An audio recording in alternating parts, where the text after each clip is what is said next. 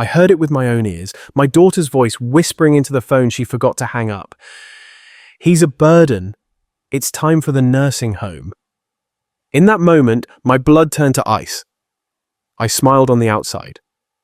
But inside, I swore this betrayal would not go unpunished. They thought they would inherit my home. Instead, I sold it for $890,000. And when they returned from their business trip, their keys no longer worked. A single note on the door shattered their perfect little plan and marked the beginning of my revenge. What would you do if the people you loved most decided you were disposable? Before we go on, don't forget to subscribe and turn on the notification bell. We bring you new stories every day. Hit like and let us know what city you're watching from in the comments. The phone rang just as I was scraping the last of the meatloaf from my plate. Ellen's meatloaf recipe, though mine never tasted quite right without her touch. I glanced at the caller ID and smiled despite myself. Caitlin. Dad, how are you holding up? Her voice carried that familiar warmth that always made my chest tighten with love and loneliness. I settled into Ellen's old recliner, the leather worn smooth from years of her evening reading sessions. Oh, you know me, sweetheart. Just finished dinner and was about to watch the news. I did not mention it was leftovers from 3 days ago, or that I had been staring at Ellen's photo on the mantel for the better part of an hour. Are you eating enough? You know you can always order groceries online now, right? I showed you the app. I am eating plenty, I interrupted gently. Though I had a little scare yesterday. Forgot to turn off the burner under my coffee pot. Good thing I smelled it burning from the living room. There was a pause. I could picture her frowning in that way she had inherited from her mother, the same little crease between her eyebrows. Dad, maybe we should talk about getting someone to check on you more regularly. Jeremy thinks I am fine, Caitlin. Really? How is your business trip going? You are in Phoenix, right? Yes, the conference ends tomorrow. Jeremy has been handling most of the client meetings while I sit through these endless presentations about digital marketing trends. She laughed, but it sounded forced. Listen, Dad, I should probably get going. Jeremy and I have dinner plans with some potential investors. Of course, sweetheart. I love you. Love you too, Dad. Take care of yourself, okay? I heard a click, then rustling sounds. She must have dropped the phone in her purse, I thought, reaching to hang up my end. But then I heard voices muffled but clear enough through her phone's microphone. Jeremy, you see how he is deteriorating? Caitlin's voice no longer warm and caring. He forgot to turn off the stove yesterday. What if he burns the house down? My hand froze on the receiver. Ice spread through my chest. It is time for a nursing home, Caitlin. Jeremy's voice cold and matter-of-fact. He is becoming a burden, and you know it. Your dad is a good man, but he cannot live alone anymore. The house is worth almost $1 million now. Caitlin's tone had shifted to pure calculation. With Denver's market, we could probably get $900,000, maybe more. Exactly. Jeremy sounded pleased. We could sell it, put him somewhere decent, not too expensive, and finally buy that house in Boulder. We have been looking at the one with the mountain view. My daughter laughed. Actually laughed. God, Jeremy, you should have seen him tonight. So grateful just to hear from me. He has no idea we are planning this. The longer we wait, the more confused he will get. We should strike while he still trusts us completely. The phone slipped from my numb fingers, clattering onto the hardwood floor Ellen and I had installed together 23 years ago. Every board laid by my own hands, every nail driven with thoughts of our family's future. I sat in the sudden silence of my empty house staring at Ellen's photograph. Her eyes seemed to bore into mine with an expression I could not quite read. Disappointment warning, or maybe just the terrible knowledge that comes to those who have already left this world. The grandfather clock in the hallway. Ellen's anniversary gift to me 15 years ago ticked steadily in the growing darkness. Outside, the first spring crickets began their evening song in the garden Ellen had planted, and I still tended. Something cold and hard settled in my chest, replacing the warmth I had felt hearing my daughter's voice just moments before. My hands, weathered from decades of construction work, slowly curled into fists. They thought I was a burden. They thought I was confused, helpless, ready to be managed and discarded. They were already spending my money, already planning their new life in my grave. But I was not dead yet, and I was not nearly as confused as they believed. I do not know how long I sat there in the dark, Ellen's face, watching me from the silver frame on the end table. The house felt different now, as if the walls themselves had heard my daughter's betrayal and were holding their breath. My legs felt unsteady when I finally stood to turn on the lamp. The warm light fell across the living room we had furnished piece by piece, each item chosen with care and saved for with sacrifice. The burgundy sofa where Caitlin used to curl up doing homework, the coffee table I had built in the garage, sanding it smooth while she played at my feet. I walked to the kitchen and opened the drawer where I kept old receipts and papers. My fingers found the folder I was looking for without conscious thought. 20 years of financial records I had never thrown away because Ellen always said you never know when you might need them. University of Colorado tuition receipts, $48,000 over 4 years. I remembered those double shifts coming home with concrete dust in my hair and plaster under my fingernails. Ellen would have coffee waiting and would massage my shoulders while I paid bills at this very kitchen table. "Roy, you are working yourself to death," she had said one night, watching me calculate how to afford Caitlin's spring semester. "She deserves better than we had, Ellen. She is smart enough for anything." Ellen had kissed the top of my head. "Just do not give her so much that she forgets to be grateful." I should have listened. God, I should have listened.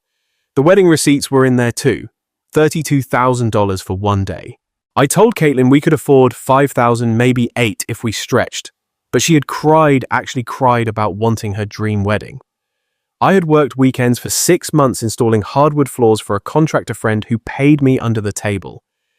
"Daddy, you are the best father in the world," she had whispered during our dance, her head on my shoulder, her wedding dress rustling against my rented tuxedo. I will never forget this, but she had forgotten. Just like she had forgotten who co-signed her first car loan when her credit was not good enough.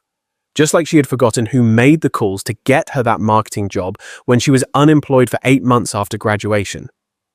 I found the bank statements from 2 years ago, after Jeremy lost his financial advisor position for reasons they never fully explained.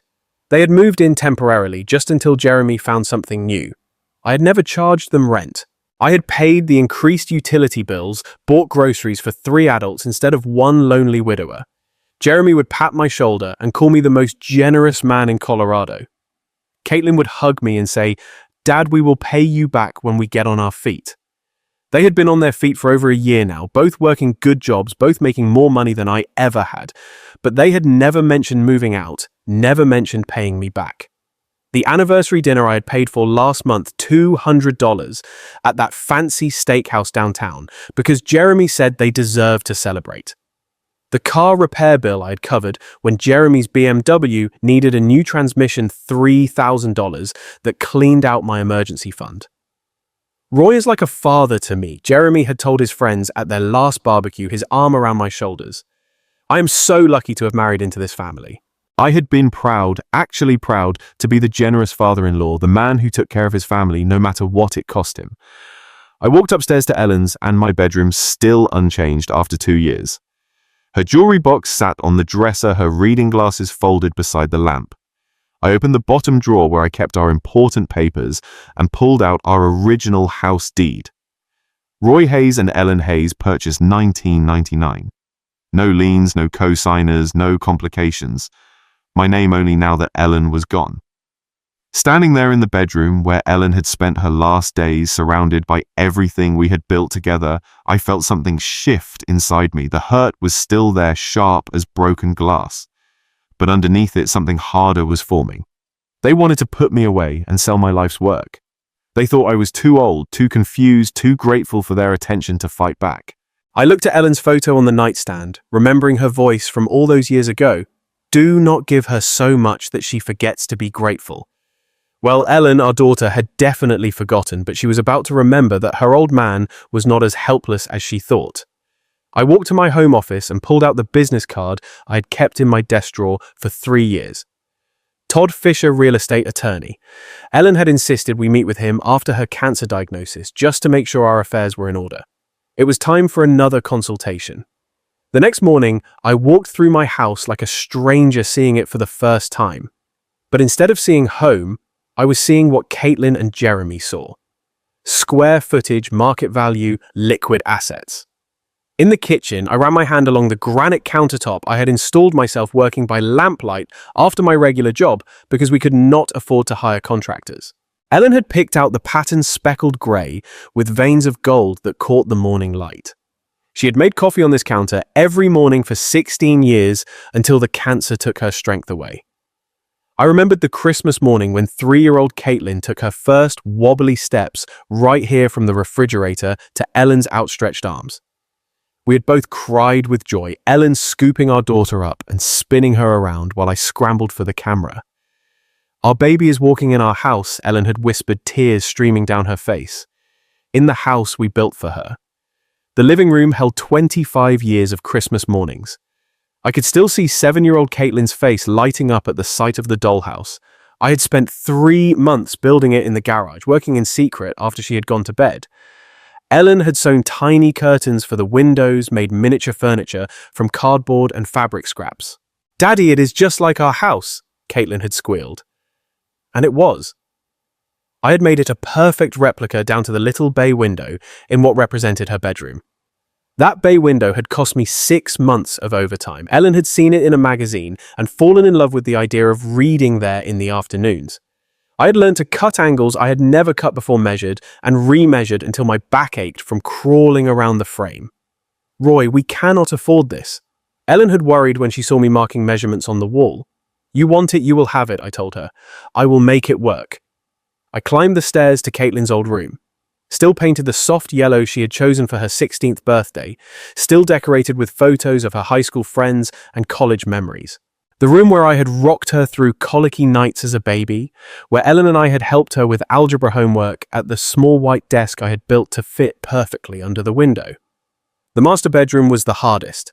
Ellen's side of the bed still had her water glass on the nightstand, her bookmark still marking page 247 of the novel she would never finish.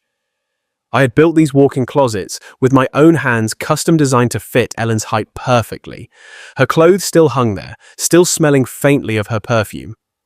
This was the room where we had planned our future, where we had whispered about our dreams for Caitlin, where Ellen had died, holding my hand while machines beeped around us. "Promise me you will not let them take advantage of you," she had said near the end, her voice barely a whisper. "You are too good, Roy, too generous. Promise me you will take care of yourself." I had promised, but I had not kept that promise, had I? In my home office, I found the folder of construction photos. Ellen had kept pictures of me laying the foundation in the spring of 1999, 25 years younger and 50 pounds stronger. Me and my crew installing the frame. Ellen in her hard hat bringing us lemonade on hot summer days, her belly just starting to show with Caitlin. The financial records from those years told the story Ellen's photos could not.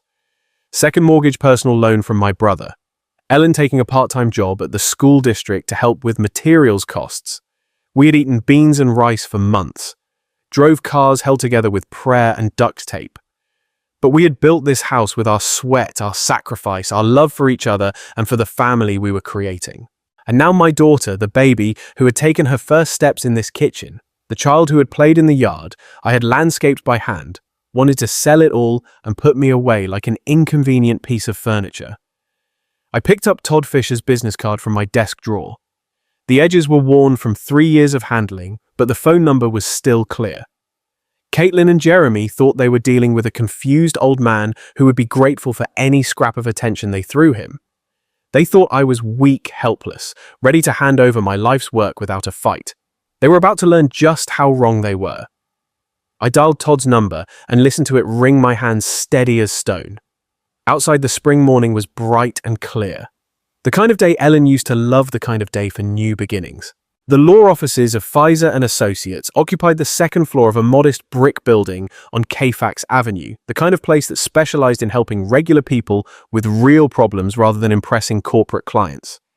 I had chosen my best suit, the charcoal grey one Ellen had picked out for me to wear to her funeral, and arrived 15 minutes early, my hands only slightly trembling as I signed in at the reception desk.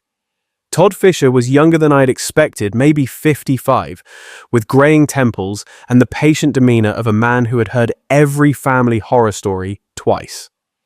His office was lined with law books and family photos, a wife, two teenagers, a golden retriever, the kind of normal life Ellen and I had tried to build. "Mr. Hayes, good to see you again." Todd poured coffee from a small machine in the corner, the rich smell filling the space between legal documents and filing cabinets. "I remember you and Ellen from a few years back. I am sorry for your loss. Thank you." I accepted the coffee, surprised by how steady my voice sounded. "I need to discuss something delicate about my daughter and son-in-law."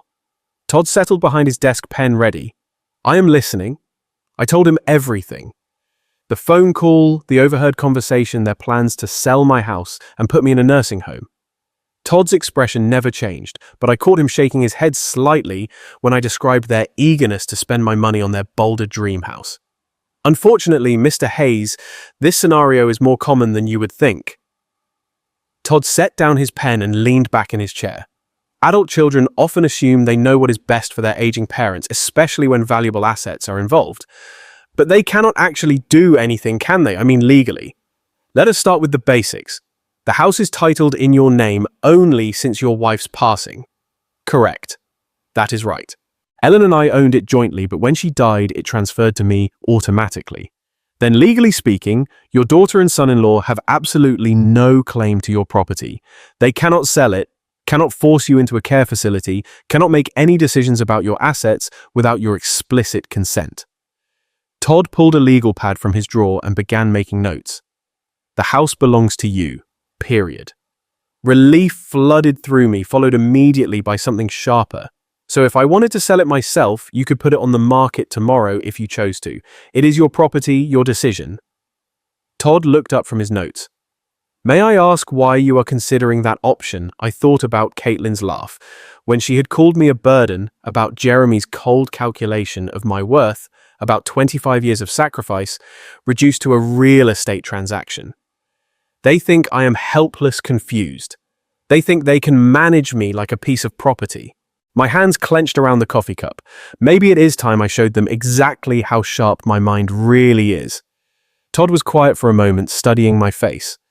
"Denver's housing market is incredibly strong right now, especially in your neighborhood. Properties are selling within days, often for cash offers above asking price." He paused. "If you were serious about selling quickly before your daughter and son-in-law return from their trip, how quickly could it happen? With the right buyer, and there are plenty of investors looking for properties like yours, we could have a sale completed within a week, maybe less." Todd leaned forward. "But Mr. Hayes, this is a major decision. Once you sell, there is no going back. I built that house with my own hands, Mr. Fisher. Every board, every nail, every custom detail. I know exactly what I am doing." We spent the next hour discussing practicalities, market value estimates, cash buyer networks, legal requirements.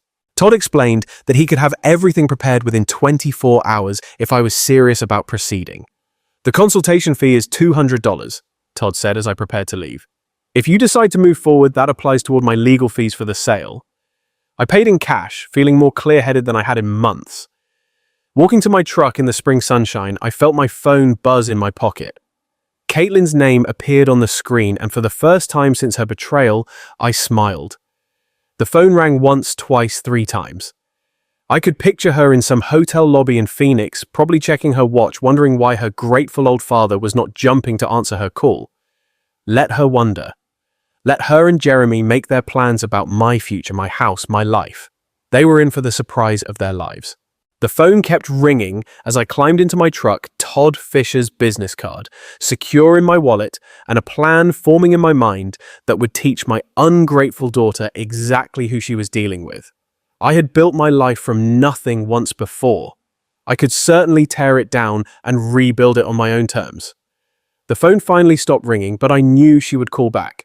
She always did when she needed something from the old man. This time she was going to get much more than she bargained for. By the time I reached my driveway, confidence had replaced the tremor in my hands. Todd Fisher's words echoed in my mind. "It is your property, your decision." 25 years of doubt and second-guessing had lifted like Denver fog in the morning sun. I was unlocking my front door when the phone rang again. Through the window, I could see it buzzing against the kitchen counter where I had left it. Caitlin's name glowed on the screen, and for the first time since her betrayal, I smiled. Let her stew for a moment, let her wonder why her grateful old father was not scrambling to answer. I poured myself a glass of water, took a deep breath, and picked up on the sixth ring. "Dad, there you are!" Caitlin's voice practically sparkled with artificial enthusiasm. "I was starting to worry when you did not answer earlier. Sorry, sweetheart. I was out running some errands. I kept my tone warm grandfatherly. How is Phoenix treating you?" "Oh, you know how these business conferences are. But listen, I have the most wonderful news." She paused for dramatic effect. "Jeremy and I have been planning something very special for you." I gripped the phone tighter, my knuckles going white. "Oh, we want to treat you to a vacation. You deserve some rest and relaxation after everything you have been through since Mum died." Her voice carried that practiced sympathy I now recognized as manipulation. "There is this beautiful place we found. It is like a resort, but with medical staff on hand, just in case you need anything. A resort with medical staff." My jaw clenched so hard I thought my teeth might crack. "That sounds lovely, sweetheart. You really did not need to go to such trouble for me." "Nonsense. Your family—" Jeremy's voice came through the background. He must have been listening on speakerphone. "We have already made all the arrangements. When were you thinking I managed knowing full well they wanted me gone before they returned to claim their inheritance?" "Well, we should be back by next Friday," Caitlin said. "We were hoping you could be ready by then. Just pack some clothes and personal items. You know the essentials." The essentials. Not the photo albums Ellen had lovingly arranged. Not the furniture I had built with my own hands. Just the essentials for an old man being shuffled off to die. "Actually, Caitlin, I have a surprise for you too, when you get back." "Oh, Dad, what kind of surprise?" She sounded genuinely pleased, probably imagining I had signed papers or made their job easier somehow. I walked to the bay window I had built for Ellen, looking out at the garden she had planted, the porch swing where we had spent countless evenings planning our future. "It is something I have been working on since our last conversation. I think you will be very surprised." "You are so sweet, Dad. We will talk about everything when we get home." "Okay, get some rest, and we will take care of everything else." Sweet. She called me sweet while planning to steal my life. "I will, sweetheart. I love you." "Love you too, Dad. See you Friday." The line went dead, and I set the phone down with hands steadier than they had been in weeks. I walked to my home office and opened my laptop, the screen glowing to life with possibilities I had never considered before. My fingers hovered over the keyboard for just a moment before I typed, "Real Estate Agents, Denver." The search results filled my screen like ammunition in a war I was finally ready to fight. I had always been methodical. 25 years as a construction engineer had taught me to research thoroughly before making any decision. Tonight, that methodical nature would serve a different purpose. I clicked through agent profiles comparing success rates and client testimonials like I used to compare structural steel suppliers. Cherry Hills Highlands Ranch, University Hills neighborhoods, where houses sold for the kind of money Caitlin and Jeremy were already spending in their dreams. One name kept appearing in the top results. Brian Connor, 43 years old, specialized in quick sales, averaged 18 days from listing to closing. His photo showed a professional smile and confident eyes, the kind of man who could make things happen fast. His testimonials were exactly what I needed to see. Brian sold our house in 6 days. Cash buyer lined up within 48 hours. Smooth closing, no complications. I stared at his direct phone number, prominently displayed beneath his credentials. This was it, the moment that would set everything in motion. Once I made this call, there would be no going back to being the grateful, manageable old man my daughter expected. Ellen's photo on my desk seemed to be watching me. I could almost hear her voice. "Roy, are you sure about this?" I was sure, more sure than I had been about anything since her funeral. I dialed Brian Connor's number with steady fingers. Brian Connor. "Connor Real Estate. How can I help you, Mr. Connor? My name is Roy Hayes. I am interested in selling my house quickly. How fast can these things actually happen?" "Well, Mr. Hayes, that depends on several factors, but with the right property and pricing strategy, I have closed deals in as little as 10 days with cash buyers." What kind of timeline are you looking at? 10 days, my heart hammered against my ribs. 10-day, that fast, absolutely. Denver's market is incredibly hot right now, especially for well-maintained properties in established neighborhoods. Can you tell me a bit about your house? I looked around my kitchen, seeing it through a buyer's eyes for the first time. Two-story, 3,400 square feet, built in 1999, Cherry Creek area. 3 bedrooms, 2.5 baths. I have maintained it well. Did most of the work myself over the years. Brian's voice sharpened with interest. That sounds exactly like what several of my investors are looking for. Original owner, well-maintained, established neighborhood. Those are premium selling points. Would you be interested in a property assessment? How quickly could you come by? I can be there this afternoon if you are available, say 3 o'clock. I glanced at the clock. It was just past noon. 3 o'clock works perfectly. Let me give you the address.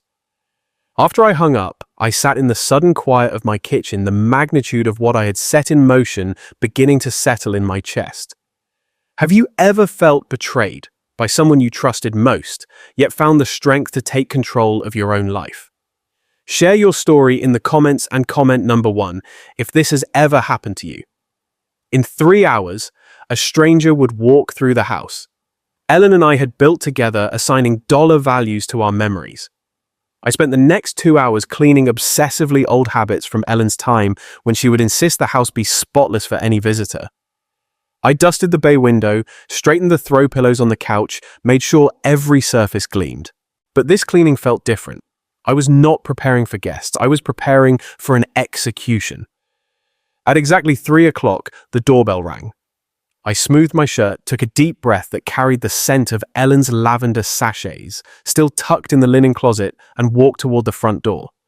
My hand trembled slightly as it closed around the brass doorknob I had installed myself 15 years ago. Beyond this door waited either my salvation or my damnation. I turned the handle and opened the door to my future. Brian Connor looked exactly like his photo professional, but approachable early 40s, with the kind of confident bearing that came from years of successful deals. He carried a leather portfolio and tablet, and the moment he stepped inside, his eyes went wide. Wow! He stopped in my entryway, his gaze traveling up the crown molding I had installed by hand to the hardwood floors Ellen and I had selected together. Mr. Hayes, this is exactly what I was hoping for. I watched him take in the details. The way the afternoon light streamed through Ellen's bay window, the seamless flow from living room to dining room that I had achieved by removing a load-bearing wall and installing a beam. His appreciation was genuine professional. You were not kidding about maintaining this place. He pulled out his tablet and started taking photos.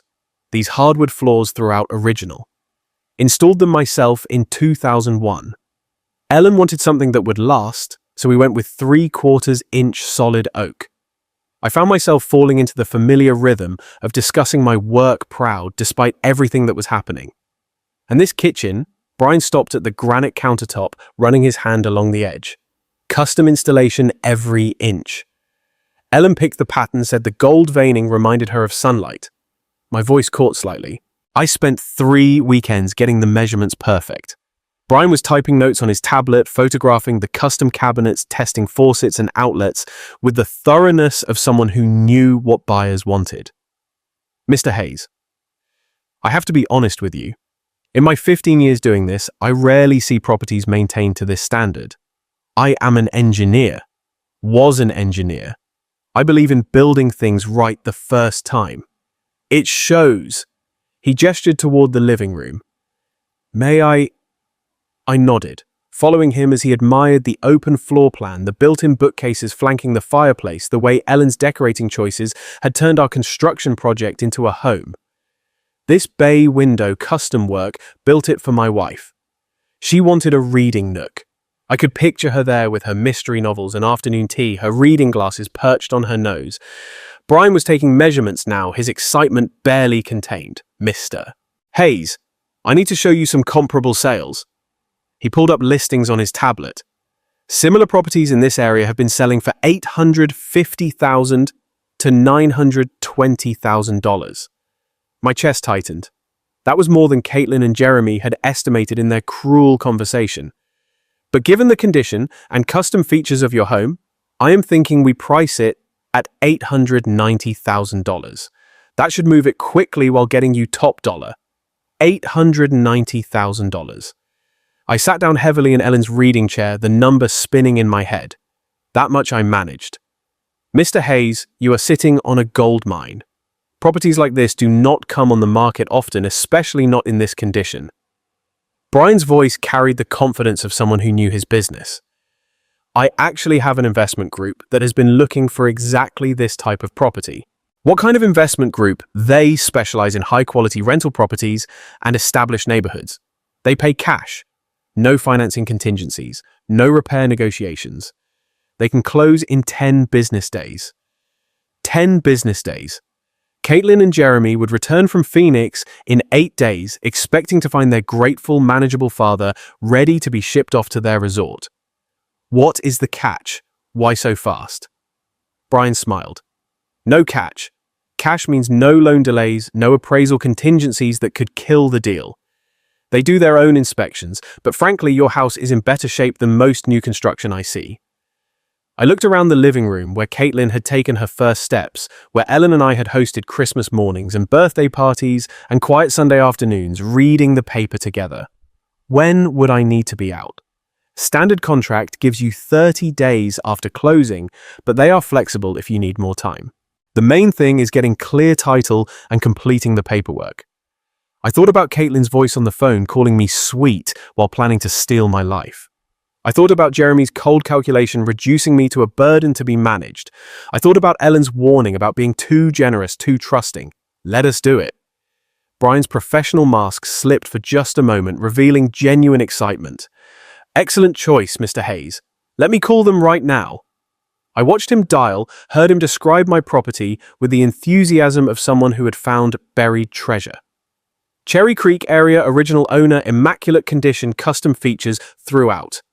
He ended the call with a broad smile. They want to move forward immediately. I can have the initial contracts ready by tomorrow morning. The sun was setting through Ellen's bay window, casting golden light across the room where I had just agreed to sell 25 years of my life. But for the first time since that devastating phone call, I felt something that had been missing for too long. Control. How does 9 o'clock in the morning sound? The question hung in the air like smoke, and I realized Brian was waiting for an answer that would change everything.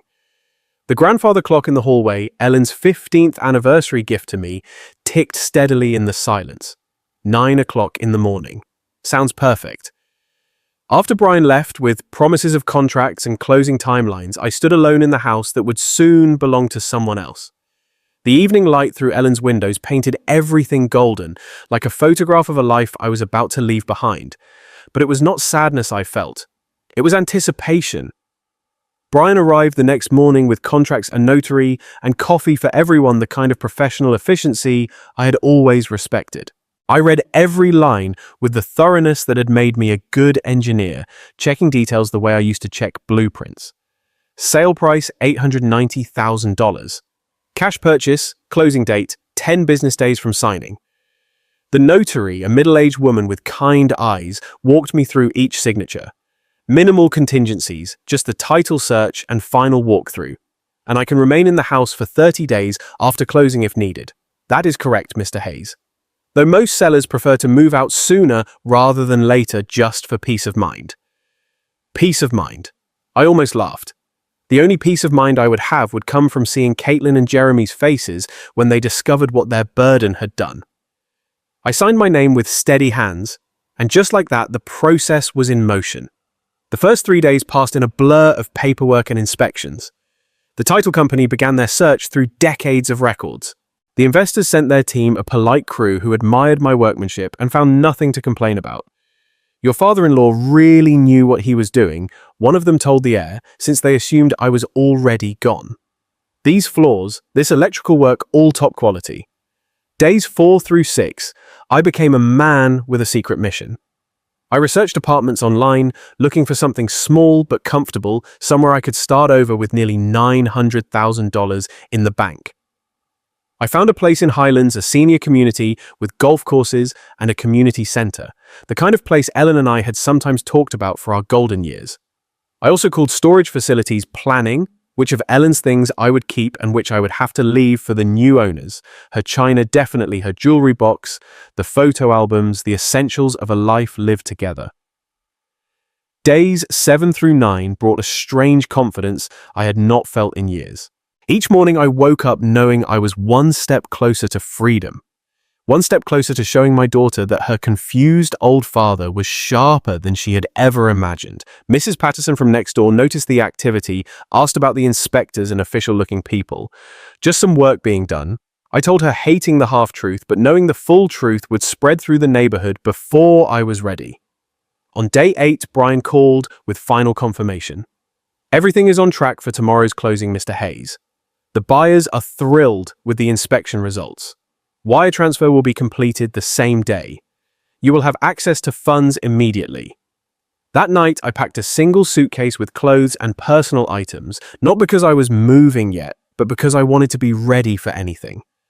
I looked at Ellen's photo in our dresser and whispered, "I hope you understand what I am doing." Friday morning arrived bright and clear, the kind of spring day Ellen used to say was Denver at its finest. I dressed carefully in my best suit, not the funeral suit, but the navy one Ellen had bought me for Caitlin's college graduation. The title company office was all professional efficiency and congratulations. The buyers were represented by their attorney, a sharp woman who double-checked every document. Brian handled the paperwork like a conductor leading an orchestra. Mr. Hayes, if you will, sign here and here and initial there. Each signature felt like cutting a chain, the deed transfer, the settlement statement, the final acknowledgement that 1247 Maple Street no longer belonged to Roy Hayes. And this is your wire transfer confirmation. $890,000 less closing costs has been deposited to your account. I stared at the numbers on the paper. More money than I had ever seen in one place. More money than Caitlin and Jeremy had dreamed their burden could access. We shook hands all around, everyone pleased with the smooth transaction. Brian walked me to my truck, promising to stay in touch if I ever needed real estate services again. You made the right choice, Mr. Hayes. Sometimes a fresh start is exactly what we need. I drove home through neighborhoods I had known for 25 years, past the elementary school where Caitlin had learned to read, past the park where Ellen and I used to walk every Sunday morning. But instead of nostalgia, I felt liberation. I pulled into my driveway and sat in my truck, looking at the house that was no longer mine. The keys to the front door felt heavy in my palm. But tomorrow, I would hand them over to the new owners and walk away from this chapter of my life. Caitlin and Jeremy were due back from Phoenix in 3 days. They would arrive expecting to find their grateful, manageable father ready to be packed off to their resort. Instead, they were going to find an empty house, and a lesson they would never forget. I climbed out of my truck and walked toward my front door, reaching for my phone to make the next call in a plan that was working better than I had ever hoped. The engine ticked as it cooled in my driveway, but I could not bring myself to turn it off. I sat staring at the house I had built with my own hands. The house that now belonged to strangers. The house where Caitlin and Jeremy expected to return and find their grateful, manageable father waiting to be shipped off. The keys to the front door felt like lead in my palm. New owners or not, I still had access for 30 days. Time enough to complete what I had started. I drove to the Starbucks on Kfax Avenue and parked in the lot, hands steady as I dialed directory assistance for a 24-hour locksmith. The emergency fee would cost an extra $200. But money was no longer a concern. Purposeful A emergency locksmith. This is Eddie speaking. I need all my door locks changed today. It is urgent. What kind of time frame are we looking at, sir? As soon as possible. I can pay cash. I can be there in 2 hours. Address. Back at the house, I waited for Eddie in my truck, watching Mrs. Patterson water her garden next door. She waved and I waved back, my chest tight, with the knowledge that I was lying to everyone who cared about me. Eddie arrived in a van full of tools and hardware. A man in his 50s who had clearly seen every kind of lock emergency Denver had to offer. Security issue, sir, he asked, studying my front door. New ownership situation. Better safe than sorry. He nodded like he had heard it before and got to work. I watched him remove the locks I had installed 15 years ago. The brass hardware Ellen had picked out because it matched our door knocker. These are quality locks, Eddie commented as he worked. Somebody knew what they were doing when they installed them. That was me. I like things done right. The new locks were silver instead of brass, modern instead of traditional. They clicked differently when Eddie tested them, a sharper, more mechanical sound than the old ones. Here are your new keys, sir. 3 copies of each. Front door, back door, and garage side entrance. Eddie handed me a ring of keys that felt foreign in my palm. That will be $450 with the emergency fee. I paid in cash from my wallet, knowing there would be no paper trail connecting Roy Hayes to this transaction. After Eddie left, I stood in my empty house and began the hardest part, packing 25 years of life into what I could carry. Ellen's jewelry box went into my suitcase first, along with our wedding photos and the novel she had been reading when she died, bookmarks still marking page 247, my engineering certificates, our important documents. Ellen's favorite cookbook with the handwritten notes in the margins. I left almost everything else. The furniture that told our story would have to stay, the photo albums chronicling Caitlin's childhood. Ellen's clothes still hanging in our closet, still carrying the faint scent of her perfume. While I packed, I called Sunset Manor Apartments on my phone, explaining that I needed a furnished 1-bedroom immediately. "We have a lovely unit available for immediate occupancy," said Mrs. Chen, the property manager. "Month-to-month lease. If you prefer flexibility." "I will take it." I met Mrs. Chen at the apartment complex an hour later. A modest but clean building designed for seniors with a community center and well-maintained grounds. The 1-bedroom unit was simple but comfortable, furnished with everything I needed to start over. "Cash deposit is perfectly fine, Mr. Hayes. When would you like to move in tonight?" Mrs. Chen's eyebrows rose slightly, but she did not ask questions. I signed the lease and handed over first month's rent plus deposit. Nearly $3,000 that would have seemed impossible to spend casually just 2 weeks ago. Loading my car in the gathering dusk, I caught Mrs. Patterson watching from her window. She waved again, and I felt the weight of all the relationships I was severing, all the connections Caitlin and Jeremy had forced me to cut. I took one last walk through the empty rooms, my footsteps echoing differently now that the house belonged to someone else. In the kitchen, where Ellen had taught Caitlin to bake Christmas cookies. In the living room, where we had watched Caitlin open presents on Christmas morning. In our bedroom, where Ellen had taken her last breath while I held her hand. "I am sorry, honey," I said aloud to Ellen's memory. "But you would understand. You always said I was too generous for my own good." I locked the new locks and drove away from Maple Street for what might be the last time. My rearview mirror full of the life I was leaving behind. The sun was setting when I arrived at Sunset Manor, my car loaded with the essentials of my existence. I carried my suitcase to my new front door, fumbling with unfamiliar keys to unfamiliar locks. Inside the small apartment, I dropped my suitcase and immediately reached for my phone. The final phase of my plan required one more call.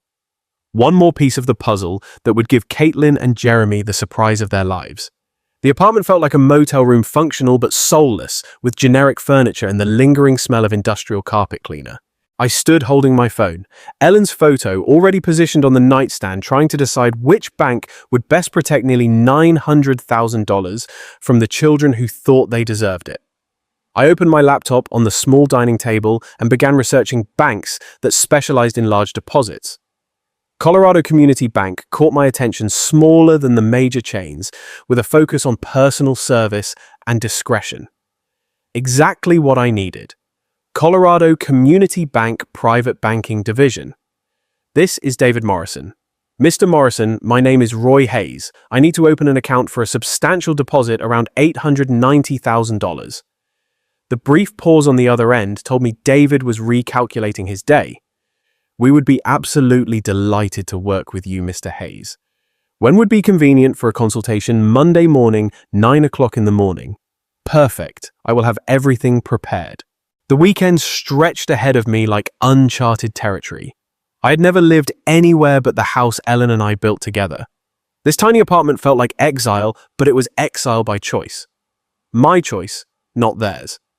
Saturday morning, I made coffee in the unfamiliar kitchenette and methodically unpacked my belongings.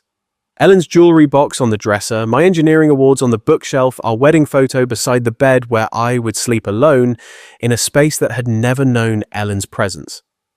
I drove to the grocery store and bought food for one person. Simple meals, nothing that required the kind of cooking Ellen had loved. The checkout clerk, a young man with kind eyes, asked if I was new to the area. Just moved in, I told him. Starting fresh. Sunday morning, I discovered a coffee shop called Brews and Views 3 blocks from my apartment. The barista, a young woman named Sarah with purple streaks in her hair, made the kind of strong coffee I preferred. "You are new around here," she observed, not prying, just friendly. "Retired engineer," I said, looking for a quieter life. "Well, you found the right neighborhood for that. Most of our customers are pretty mellow." I sat by the window with my coffee, watching people walk dogs and push strollers, living the kind of normal Saturday morning that Ellen and I used to treasure. But instead of sadness, I felt something I had not experienced in months. Anticipation. Monday morning, I dressed in my best suit and drove to Colorado Community Bank. David Morrison was younger than I had expected, maybe 45, with the kind of professional warmth that came from handling people's life savings. "Mr. Hayes, what brings you to Colorado Community Bank?" "I recently sold my house. I need a fresh start with an institution that values personal relationships over transaction fees." David nodded with genuine understanding. "We specialize in exactly that kind of service. Tell me about your needs." I explained my situation carefully. A widower who had sold his family home and needed secure, accessible banking. David asked thoughtful questions, never prying beyond what was necessary for account setup. "I will need to wire the funds from my previous bank," I explained. "No problem at all. We can initiate that transfer today and the funds should clear by Wednesday." David prepared the paperwork with quiet efficiency. Online banking, debit card and checkbook, all standard services.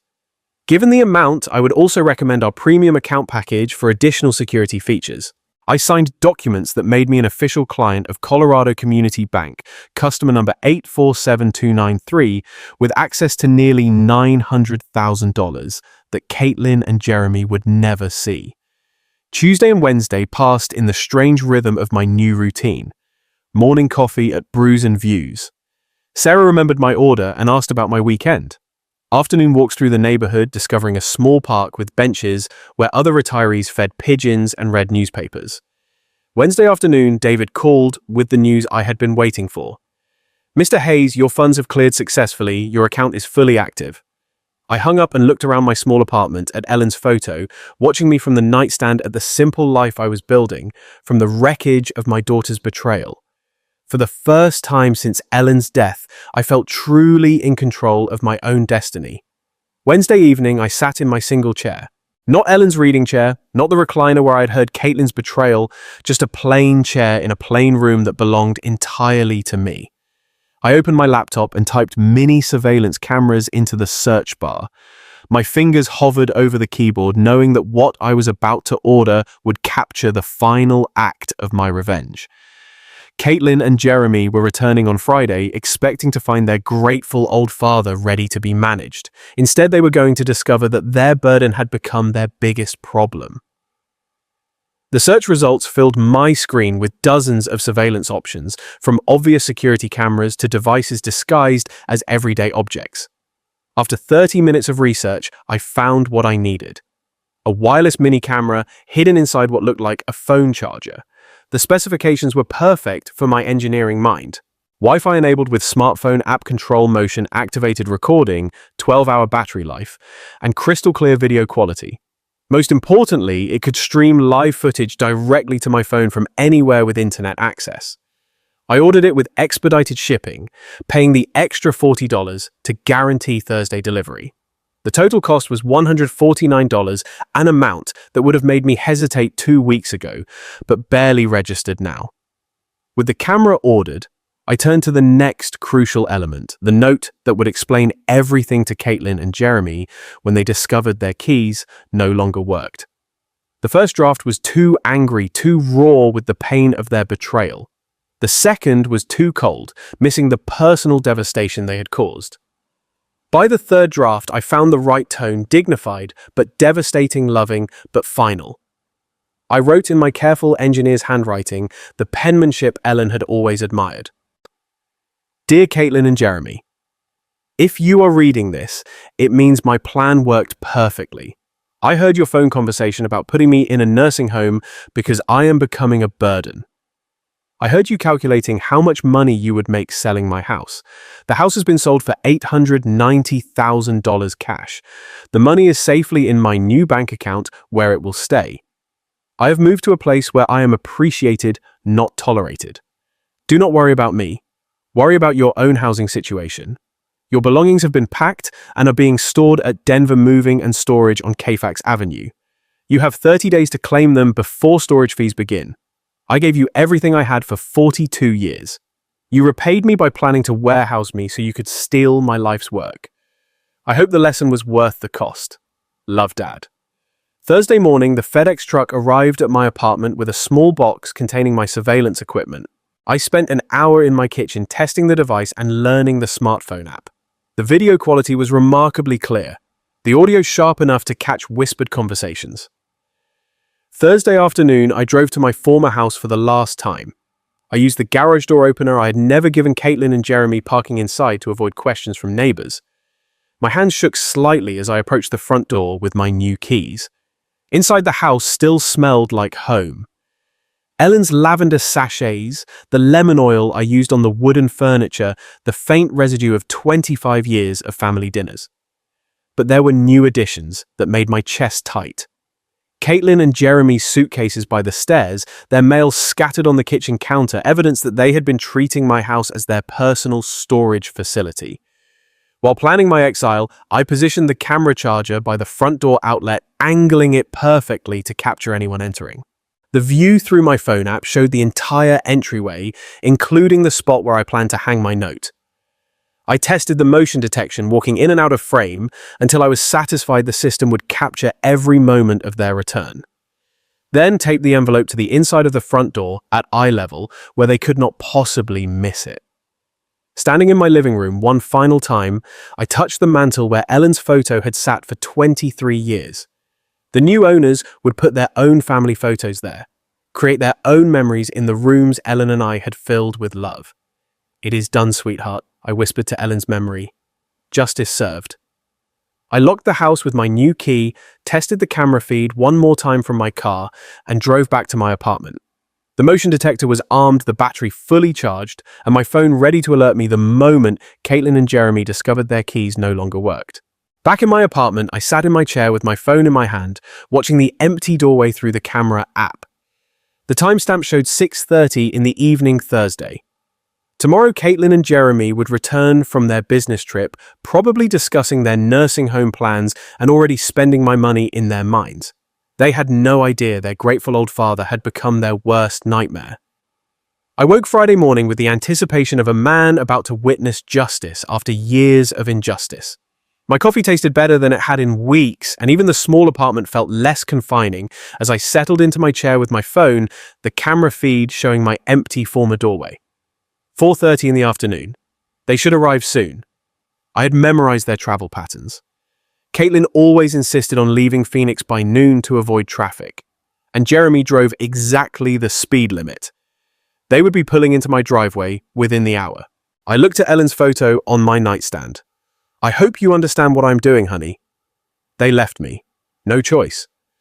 5:15 in the evening. My phone buzzed with motion detection. A black SUV, Jeremy's car, pulled into the driveway of my former house. My heart hammered against my ribs as I watched the screen. Caitlin stepped out first, stretching after the long drive. Jeremy emerged from the driver's side, pulling their suitcases from the back. They moved with the casual confidence of people coming home to claim their inheritance. I watched them approach the front door, Caitlin fishing her keys from her purse while Jeremy set the luggage down. She inserted her key into the lock I had changed just yesterday. The key did not turn. Caitlin frowned, examining her keyring. She tried again, jiggling the key with growing frustration. "That is weird." Her voice came through my phone speaker. "My key is not working." Jeremy stepped closer, his expression shifting from tired to concerned. "Let me try the back door." I watched him disappear around the side of the house while Caitlin continued struggling with the front lock. When Jeremy returned 3 minutes later, his face had darkened with alarm. "Back door is locked too, and the garage remote is not working." His voice carried the edge of panic I had hoped to hear. "Caitlin, someone changed these locks." "What, that is impossible. Dad does not even know any locksmiths." Jeremy studied the front door more carefully, his financial advisor's mind recognizing trouble when he saw it. "These are brand new locks. This is not an accident." Caitlin pulled out her phone with shaking fingers. "I am calling Dad." I watched her dial my old landline, the number I had disconnected 3 days ago. After several rings, her face crumpled with confusion. "No answer. It is not even going to voicemail. Try his cell phone." "He does not have a cell phone, remember. We talked about getting him one for emergencies." Her voice cracked with the first hint of real fear. Jeremy was examining the windows. Now his earlier confidence completely evaporated. "There, that one is unlocked.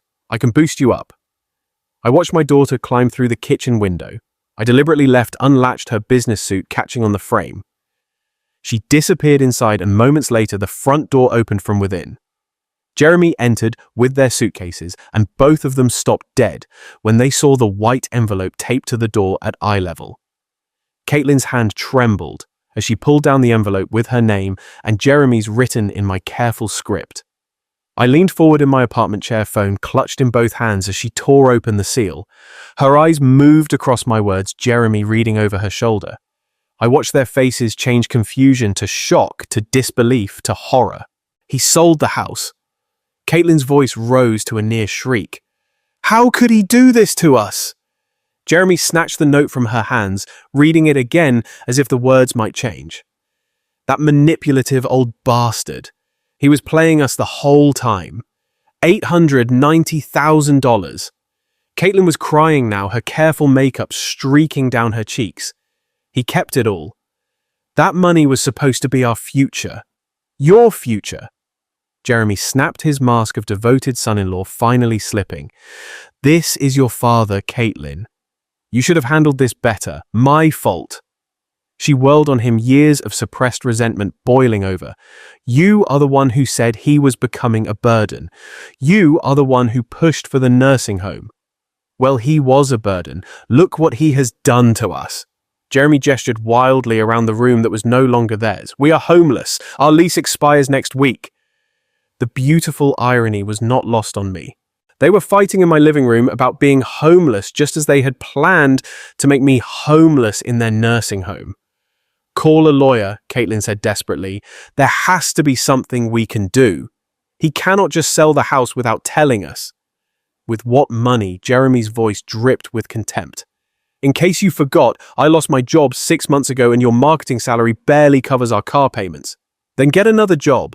Where do you think financial firms are lining up to hire advisors who got fired for questionable transactions?"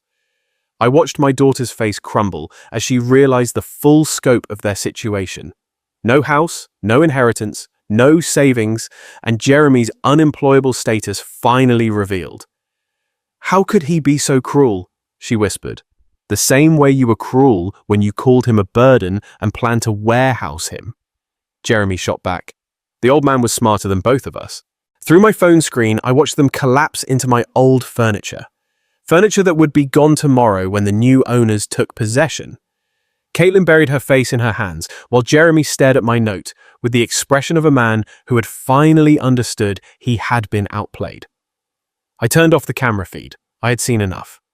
Walking to my small kitchen, I opened the bottle of Ellen's favorite wine I had saved from the house. A 2018 Bordeaux we had been saving for a special occasion that never came. I poured myself a glass and raised it toward Ellen's photo. "To you, my love, justice served." The wine tasted like victory. They learned what happens when you bite the hand that feeds you. My phone buzzed with a text from an unknown number, probably Caitlin trying to reach me through some new method. I deleted it without reading and powered off the phone completely. Walking to my window, I looked out at the Denver skyline painted gold by the setting sun. Somewhere across the city, my daughter and her husband were facing the consequences of their cruelty. Somewhere in my former house, they were learning that their burden had become their biggest problem. For the first time in 2 years since Ellen's death, I felt completely free. I was no longer anyone's burden. I was my own man again, with my own money, my own choices, and my own future stretching ahead like an open road.